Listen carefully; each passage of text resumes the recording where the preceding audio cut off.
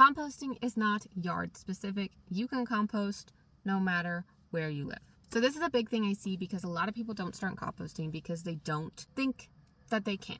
They're like, I don't have a yard, I don't have a big yard, I have restrictions on yard stuff, so I can't put a compost bin in my yard.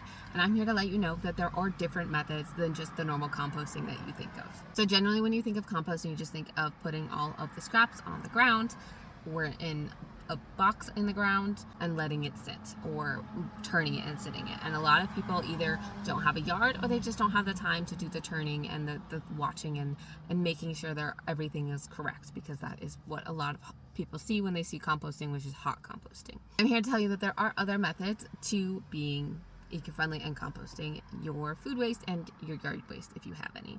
So one of the methods is a countertop machine, which does use energy, so there is kind of a trade-off compared to putting scraps on the ground.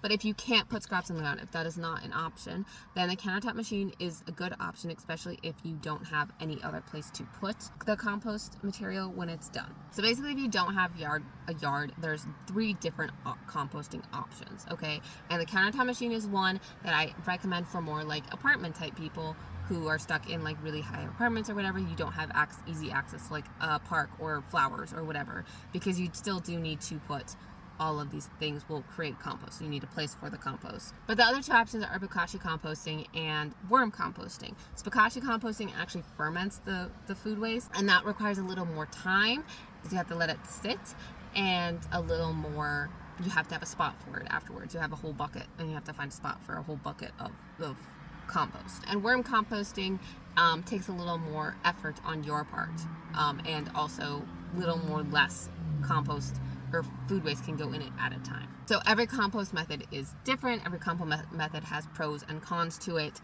Some lets you compost like all of your food waste, lets you compost meat and dairy.